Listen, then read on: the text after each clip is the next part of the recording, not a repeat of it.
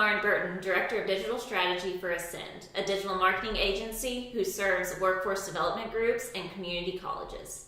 And I'm Joyce Sandlin. I'm the Creative Director at Ascend. So today we're going to discuss lead capture forms and why you should be mindful of them on your website and the landing pages that you've created as part of your digital campaign.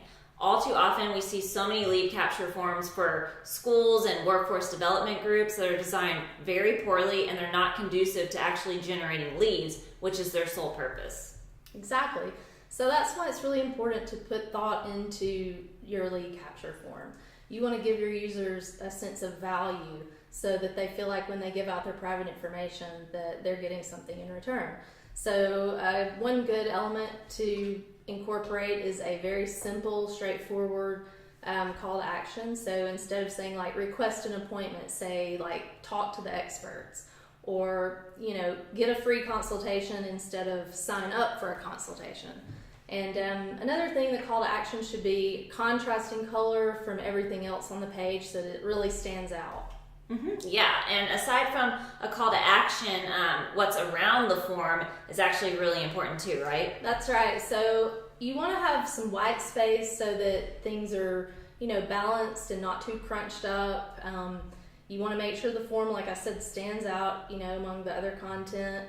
The design of the form should be really neat and clean. And also make sure that the form is on a position where it stands out. So above the fold is sort of a general, kind of good rule of thumb. And you just want to make sure that it's really obvious. Yeah, exactly. And aside from like the look of the form, the design of it, and how the landing page looks around it, the actual length of the form is really important too.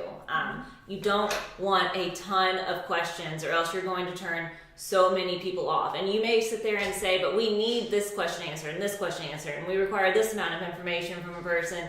But really, if you require probably 20 questions or more from an individual, you should probably break that up basically in the lead funneling process. So that first form they fill out should really only require a name, an email, a phone, and maybe if it's a workforce development type of program, maybe job experience and education level, and then that's it. And if you require more questions after that, you should maybe direct them to another form after you reach out to them from submitting their first form. So break that information up, because in all actuality, whether it's people are just lazy and don't feel like filling out the form, or they don't have the time to, no one's going to want to sit there staring at either their phone, and most likely their phone, because that's where people mostly are today, or sitting at their computer for 30 minutes, 45 minutes filling out this long form online. So keep it short, keep it simple, and just require the basic information you need in order to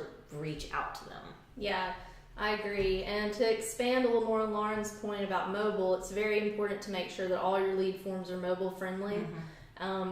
And another small pet peeve that you might want to avoid is to add the CAPTCHA at the bottom. It's probably not the best idea. A lot of times people will just leave if they see that at the bottom of the form. Yeah, and sometimes those CAPTCHAs, especially on a mobile device, which like I said before, most people are going to be on their mobile devices, they don't function very well on a mobile device, or they don't fit within it very well. So then it kind of turns people off from proceeding through filling out the rest of the form. But basically just be mindful of your forms on your landing pages, on your website.